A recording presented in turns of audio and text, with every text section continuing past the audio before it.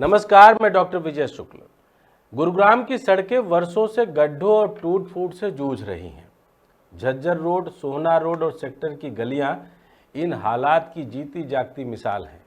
शहर की मेयर और प्रशासन चुनावों से पहले बड़े बड़े दावे करते थे कि शहर को स्मार्ट सिटी की तरह विकसित किया जाएगा, सड़कें नई और सुरक्षित होंगी।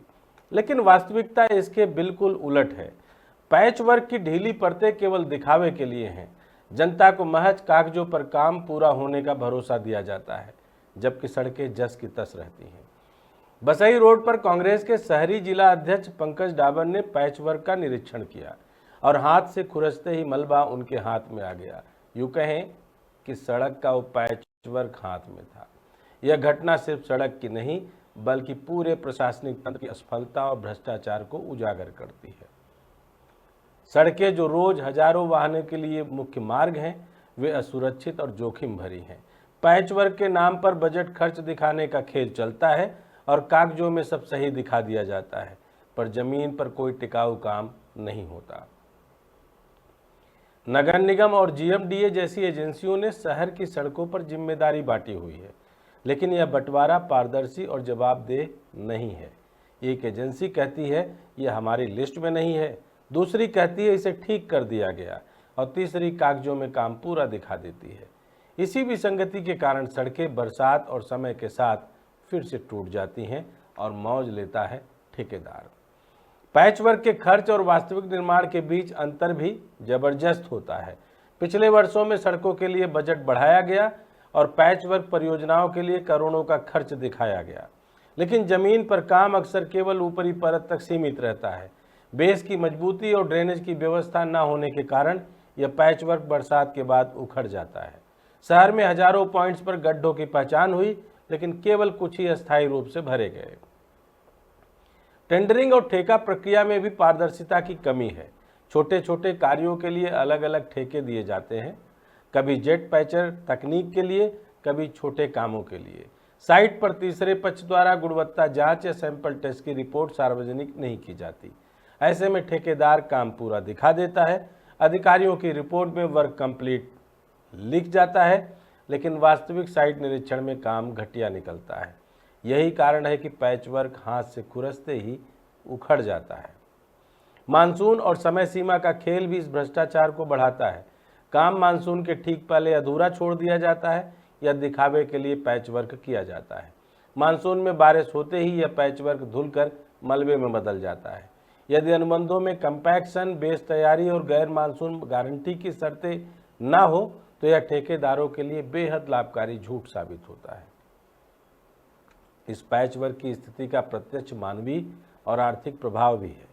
सड़कें सीधे तौर पर दुर्घटनाओं, वाहन खराबी और समय की बर्बादी का कारण बनती हैं। हाल ही में सड़क संबंधी हादसों की खबरें आई हैं, जिसमें रात में बाइक डिवाइडर से टकराने पर मौतें हुई। हजारों वाहनों की गियर बॉक्स, टायर और सस्पेंशन बर्बाद हो रहे हैं।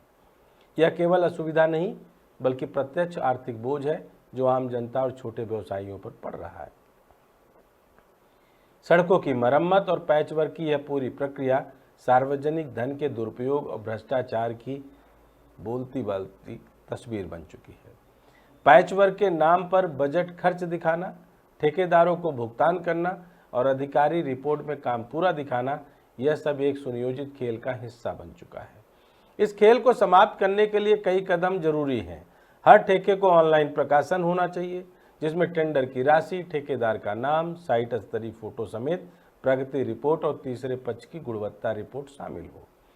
पैचवर्क के लिए उपयोग होने वाले मिक्स और कंपैक्शन टेस्ट सार्वजनिक किए जाएं और साइट पर सैंपल टेस्ट किए बिना भुगतान न हो। नागरिक निगरानी पैनल और मोबाइल शिकायत ट्रैकिंग सिस्टम स्थापित किया जाना चाहिए, ताकि शिकायतों की ट्रैकिंग और क्लोजर का प्रमाण दिख सके। ठेकेदारों के घटिया काम पर दंड और ब्लैकलिस्टिंग की सख्त कार्रवाई होनी चाहिए। मेयर और स्थानीय प्रतिनिधियों को वार्ड वार जाकर निरीक्षण करना चाहिए और लोक शिकायतों पर त्वरित सुनवाई करनी चाहिए। बसई रोड का मलबा हाथों में आना केवल एक तस्वीर है।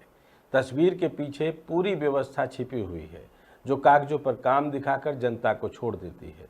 यदि नागरिक सिर्फ सोशल मीडिया पर शिकायतें करने तक सीमित रहेंगे तो यह खेल जारी रहेगा। जवाबदेही और पारदर्शिता की सख्त मांग के बिना गुरुग्राम की सड़कें, शहर की सुरक्षा और सार्वजनिक धन की पवित्रता कभी सही नहीं होगी। पैच वर्क की परतों को हटाकर असली सड़क निर्माण तभी संभव है जब प्रशासन और जनता मिलकर इस भ्रष्टाचार के खेल को बेनकाब करें। आपको इस पैच वर्क के पूरे कारनामे का खुलासा इसलिए दिख रहा है क्योंकि कांग्रेस के नवनिर्वाचित यह अध्यक्ष उसको खुरचने की हिम्मत जुटा पाए, और इस खुरचन से ना जाने कितनी खुरचने निकलेगी, यह तो आने वाले समय में गुड़गांव बताएगा। लेकिन यह कोशिश अच्छी है। काश हर नागरिक अपने घर के बाहर निकलकर हर उस मुद्दे को कुरेदना और खुरचना शुरू कर दे जिसकी मलाई नगर निगम के लिए हजम ना होने वाली मलाई बन जाए। अगर ऐसा हुआ तो यकीन मानिए कि आपकी मिलेनियम सिटी, आपका गुड़गांव का वो तमगा बरकरार रहेगा और आप भी। जय हिंद, जय भारत।